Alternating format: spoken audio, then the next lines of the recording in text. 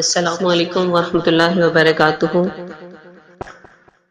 الحمدللہ والصلاة والسلام علی رسول اللہ، اما بعد فاعوذ باللہ من الشیطان الرجیم، بسم اللہ الرحمن الرحیم۔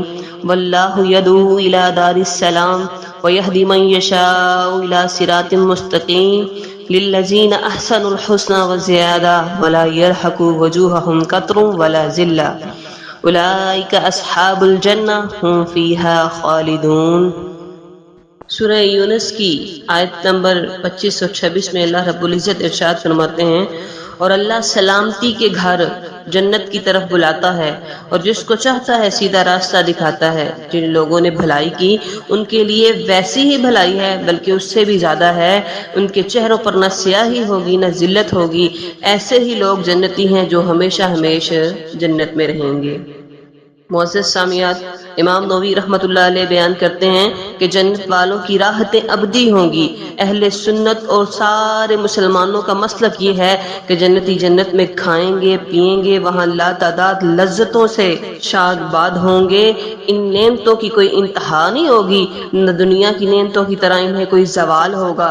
یہی مفہوم نبی کریم صلی اللہ علیہ وسلم کی حدیث کا ہے کہ تم اس میں ہمیشہ آسودہ رہو گے، کبھی تنگی کوئی مایوسی نہیں ہوگی۔ اور اس میں سب سے بڑا انعام، سب سے بڑی نعمت، سب سے بڑی خوشی جو ہے اللہ رب العزت کے دیدار کی ہوگی۔ جی ہاں، کوئی شک نہیں ہے اس بات میں کہ جنت کی ساری لذتوں کی انتہا الہ رب کائنات کو دیکھنے کی انتہا پر موقوف ہے۔ صحیح البخاری کتاب الرقاق میں حدیث نمبر 6573، صحیح مسلم کتاب الایمان میں حدیث نمبر 182، سیدنا ابو ہریرہ رضی اللہ تعالیٰ عنہ سے مروی روایت ہے کہ کچھ لوگوں نے، صحابہ نے اللہ کے نبی صلی اللہ علیہ وسلم سے سوال کیا، یا رسول اللہ حل نرا ربنا یوم القیامت، اے اللہ کے رسول ہم قیامت کے دن اپنے رب کو، اپنے پروردگار کو دیکھ سکیں گے؟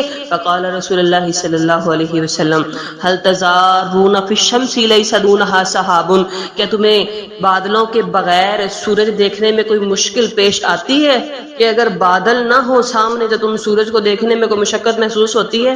وقالوا لا، صحابہ کہنے لگے نہیں اللہ کے رسول، جب سامنے ہی کچھ نہیں ہے تو سورج کو دیکھنے میں مشکل کیسی ہوگی؟ قالا، اللہ کے نبی صلی اللہ علیہ وسلم فرماتے ہیں فَإِنَّكُمْ تَرَوْنَهُ كَذَا، پھر اسی طرح اتنا ہی آسان ہوگا جنت میں، تم ایسے ہی اللہ رب العزت کا دیدار کرو گے۔ معزز سامعات، اللہ رب العزت اور اس کے رسول صلی اللہ علیہ وسلم پر ایمان لانے والوں کے لیے ایسے ہی مسلسل لازوال بھلائیاں یعنی جنت، اور اس پر اور زیادہ اللہ تعالیٰ کا دیدار سیدنا ابو بکر، سیدنا حذیفہ ابن عباس، ابو موسیٰ اشعری، عبادہ بن صامت رضوان اللہ اجمعین سے مروی روایات موجود ہیں۔ سیدنا ابو موسیٰ رضی اللہ تعالیٰ عنہ سے مروی ہے کہ نبی کریم صلی اللہ علیہ وسلم نے فرمایا جنت کے اندر ایک کھوکھلے موتی کا خیمہ ہوگا جس کا طول 60 ہاتھ ہوگا، جس کی لمبائی 60 ہاتھ جتنی لمبی ہوگی۔ اس کے ہر زاویہ میں جنتی کے لیے متعلقین ہوں گے جو دوسرے سرے کو بھی دیکھ سکیں گے۔ مومن اس کے چکر لگائے گا۔ اس کے لیے 2 باغ ہوں گے جس کے برتن اور ہر ایک چیز چاندی کی ہوگی، دوسرے 2 باغ سونے کے ہوں گے اور اس کے برتن وہاں کی ایک ایک چیز سونے کی ہوگی۔ اور عدن کے باغات میں جنتی لوگ اور دیدار الہی سے مشرف ہونے کے درمیان کبریائی کی چادر ہوگی جو اللہ رب العزت کے چہرے پر پڑی ہوگی۔ یہ مقام ہے جنتیوں کا، باغات بھی ہوں گے اور سونے چاندی کے برتن الگ الگ باغات میں ہوں گے۔ باغ عدن میں دیدار الہی سے مشرف ہوں گے جنتی، اور کبریائی کی چادر حائل ہوگی جو اللہ رب العزت کے چہرے پہ پڑی ہوگی۔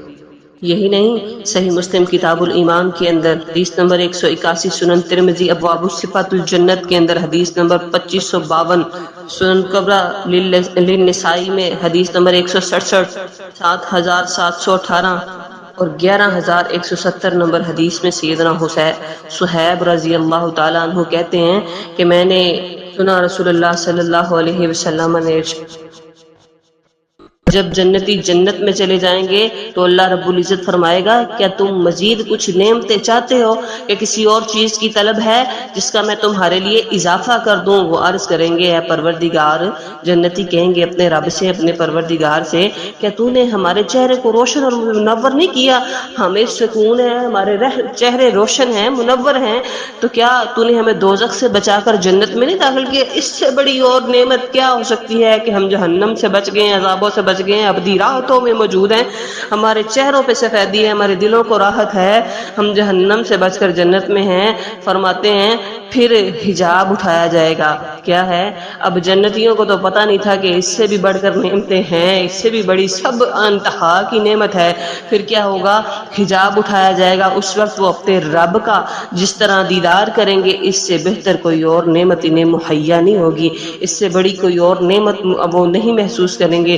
پھر آپ نے یہ آیت تلاوت فرمائی، للذین احسنوا الحسنی وزیادہ، جن لوگوں نے بھلائی کی ان کے لیے ویسی ہی بھلائی ہے بلکہ اس سے بھی زیادہ ہے۔ اللہم اجعلنا منہم، آمین ثم آمین، وصلی اللہ علی نبینا محمد وعلی آلہ وصحبہ وسلم۔